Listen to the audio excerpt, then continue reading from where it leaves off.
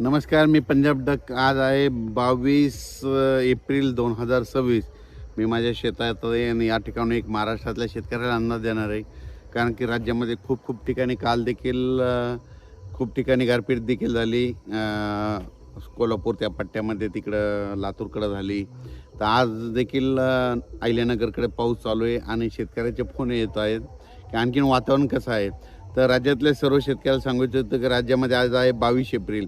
22, उद्या 23 आणि 24 आणखीन 2 दिवस विखुरलेल्या स्वरूपाचा एक अवकाळीचं सावट आहे. म्हणजे 25-26 तारखेपर्यंत राज्यात अवकाळीचं सावट आहे, म्हणून हा अंदाज राज्यातल्या सर्व शेतकऱ्यांनी लक्षात घ्यायचा. त्याच्यानंतर राज्यामध्ये 27 तारखेपासून राज्यात परत उन्हाचा पारा वाढत जाणार आहे. उन्हाचा पारा वाढत जाणार आहे, उष्णतेची लाट येणार आहे, म्हणून हा अंदाज लक्षात घ्यायचा.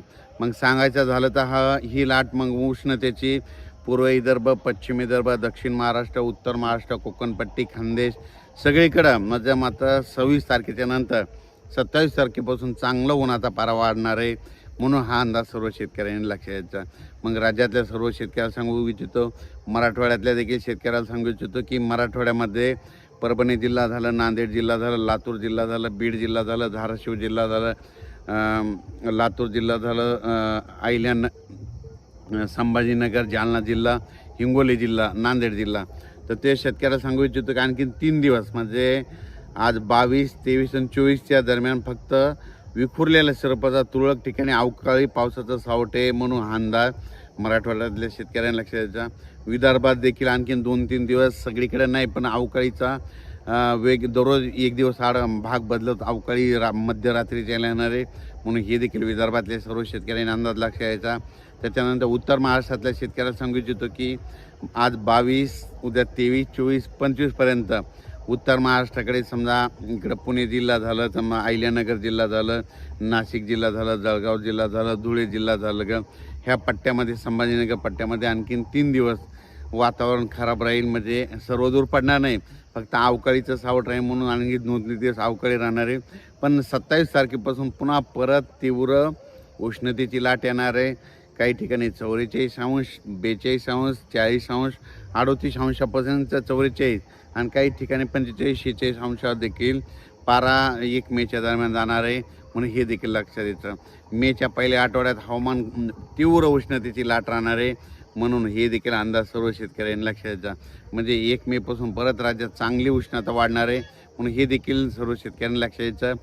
आता 26 तारखेच्या नंतर देखील उष्णतेची लाट येणार आहे, म्हणून ज्यांच्या हळदी असेल, कांदे असेल तर तुम्ही काढू शकता, हळदी शिजवू शकता, वाळू घालू शकता. कारण की 26 तारखेपर्यंतच राज्यात अवकाळीचं सावट आहे. हे काही सर्वदूर नाही, विखुरलेल्या स्वरूपाचं आहे, 1 दिवस आड 2 दिवस आड येत राहणार आहे, म्हणून हा अंदाज राज्यातल्या सर्व शेतकऱ्यांना लक्षात द्यायचा. तसेच इकडं धाराशिव जिल्हा झालं, लातूर जिल्हा झालं, त्याच्यानंतर कोल्हापूर जिल्हा झालं, त्याच्यानंतर सातारा जिल्हा झाला. आज देखील सातारा जिल्ह्यात खूप पाऊस गारपीट झाली. तर सातारा जिल्हा झालं, पुणे जिल्हा झालं, 2 तालुका झालं, त्याच्यानंतर अहिल्यानगर, त्याच्यानंतर नाशिक, येवला ह्या पट्ट्यामध्ये आणखीन जवळपास 3 दिवस वातावरण थोडं खराबच राहणार आहे, म्हणून हे अंदाज लक्षात यायचा. राज्यात मग 27 तारखेपासून राज्यात परत हवामान कोरडं होणार आहे, उष्णतेची लाट येत राहणार आहे, म्हणून हा अंदाज लक्षात घ्यायचा. उष्णतेपासून लहान मुलाची, वयोवृद्धाची आणि आपल्या पाळीव प्राण्यांची काळजी घ्यावी, म्हणून हे देखील या व्हिडिओमध्ये सांगतो. 1 मेच्या पहिल्या आठवड्यात चांगली उष्णतेची तीव्र लाट राहणार आहे, म्हणून हे देखील लक्षात घ्यायचं. मुंबई, पुणे, नाशिक ह्या पट्ट्यात देखील आणखीन जवळपास 24, 25, 26च्या दरम्यान तिकडं देखील वातावरण खराब राहील, म्हणून हे लक्षात घ्यायचं. पण 2026च्या बाबतीत सांगायचं झालं तर 2026ला मात्र सरासरी इतका पाऊस पडणार आहे, चांगला पाऊस पडणार आहे, परतीचा पाऊस मात्र जास्त होणार आहे, पिकं चांगली येणार आहेत, म्हणून ही सर्वप्रथम शेतकऱ्याची आनंदाची बातमी. दुष्काळ वगैरे काही पडणार नाही. जूनमध्ये देखील पाऊस असणार आहे, जुलैमध्ये पडणार आहे, ऑगस्टमध्ये पडणार आहे, सप्टेंबर ऑक्टोबरमध्ये देखील पडणार आहे, आणि 13 नोव्हेंबरला थंडी येणार आहे, म्हणून हे लक्षात यायचं. म्हणजे सांगायचं झालं, यावर्षी